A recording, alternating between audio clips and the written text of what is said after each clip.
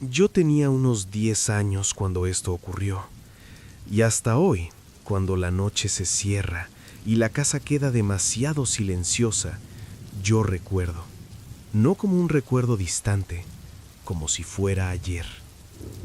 Yo estaba en la casa de mi abuela, que nosotros llamábamos Doña Rosa. Era una mujer pequeña, de cabellos blancos, de esas que siempre tenían un dulce en el bolsillo y un abrazo listo. Tranquila, sonriente, el tipo de persona que nunca dejaba que el miedo entrara por la puerta. Por eso, lo que ocurrió aquella noche nunca salió de mi cabeza. Era un sábado.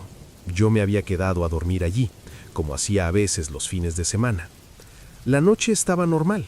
Cenamos juntos, ella hizo arroz con pollo, lo mismo de siempre, con ese olor de ajo frito que yo amaba. Después ella lavó los platos tarareando bajito y yo me quedé viendo televisión en el sofá, con su perro, un mestizo viejo llamado Bento, apoyado en mis pies. Nada diferente, pero alrededor de las 10 de la noche, ella se detuvo en medio de la sala. Se detuvo de la nada. Estaba yendo a buscar agua en la cocina y simplemente se detuvo, en medio del camino, con el vaso vacío en la mano.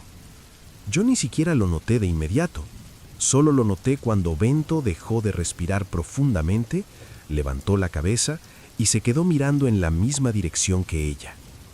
El perro no gruñó, no ladró, solo se quedó quieto con las orejas levantadas, el hocico apuntando hacia la ventana. Y eso, de alguna forma, fue más aterrador que cualquier ladrido. Ella estaba mirando por la ventana de la sala, la ventana que daba a la calle, esa calle de tierra, con un único poste de luz amarilla que se quedaba parpadeando cada vez que el viento soplaba más fuerte. Yo la llamé por su nombre. Ella no respondió. La llamé de nuevo. Nada. Fui hasta ella, tiré de la manga de su abrigo con cuidado, y entonces ella giró el rostro hacia mí. Y yo te juro, ese no era el rostro de mi abuela.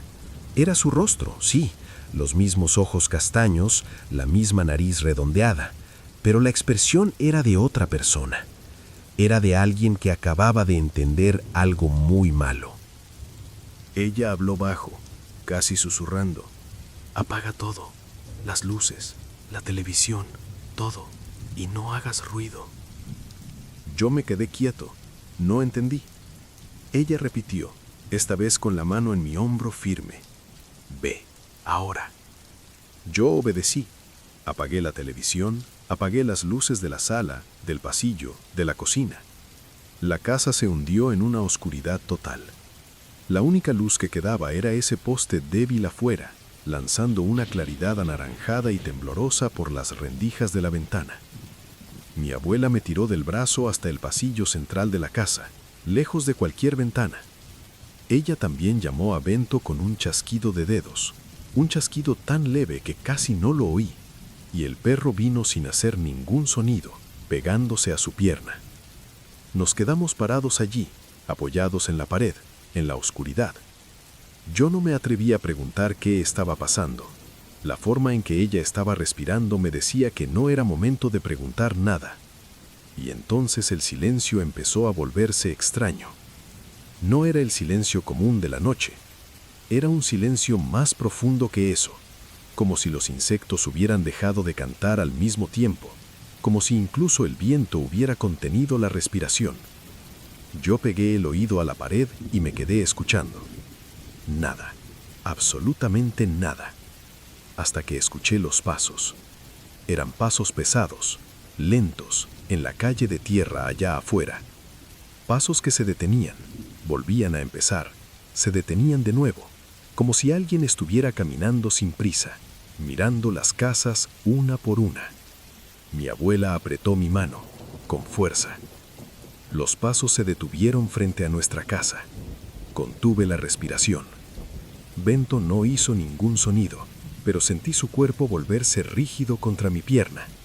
Por un tiempo que pareció una eternidad, no hubo ningún sonido, ningún movimiento, solo esa horrible sensación de que algo del lado de afuera sabía que nosotros estábamos ahí dentro. Y entonces, despacio, Lo escuché. La reja del portón siendo tocada. Y luego vino un sonido diferente, un raspado leve en el portón, como una uña pasando despacio por el hierro, subiendo, bajando, repitiendo.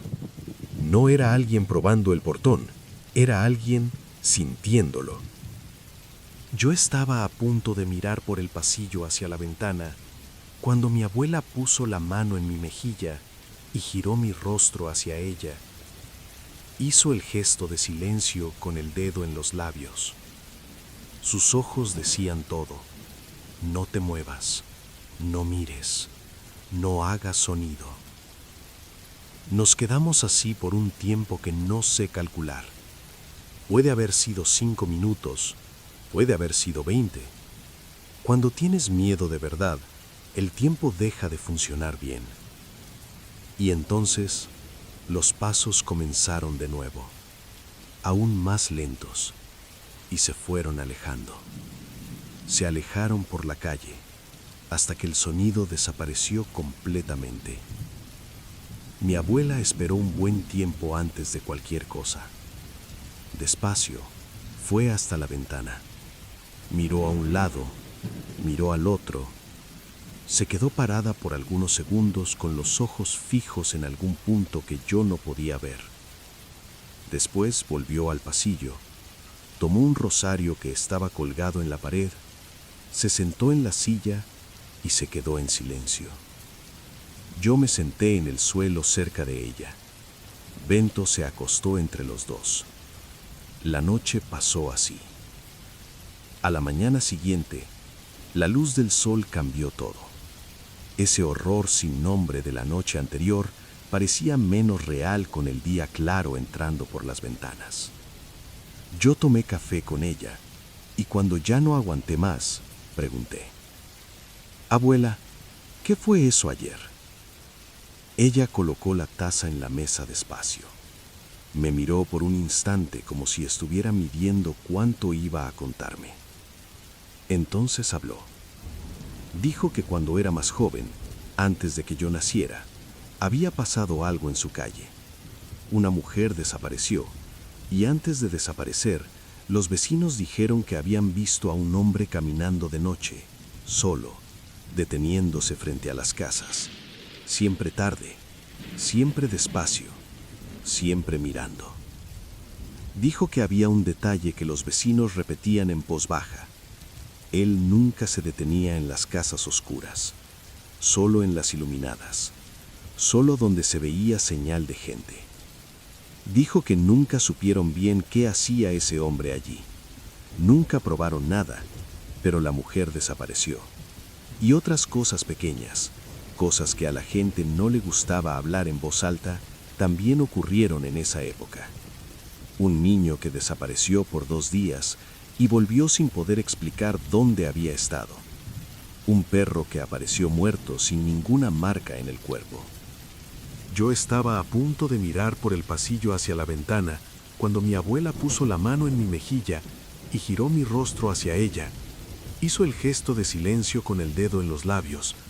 Sus ojos decían todo. No te muevas, no mires, no hagas sonido. Nos quedamos así por un tiempo que no sé calcular. Puede haber sido 5 minutos, puede haber sido 20. Cuando tienes miedo de verdad, el tiempo deja de funcionar bien. Y entonces, los pasos comenzaron de nuevo, aún más lentos, y se fueron alejando. Se alejaron por la calle hasta que el sonido desapareció completamente. Mi abuela esperó un buen tiempo antes de cualquier cosa. Despacio, fue hasta la ventana. Miró a un lado, miró al otro. Se quedó parada por algunos segundos con los ojos fijos en algún punto que yo no podía ver. Después volvió al pasillo, tomó un rosario que estaba colgado en la pared, se sentó en la silla y se quedó en silencio. Yo me senté en el suelo cerca de ella.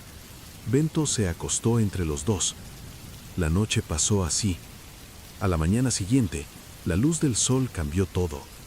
Ese horror sin nombre de la noche anterior parecía menos real con el día claro entrando por las ventanas.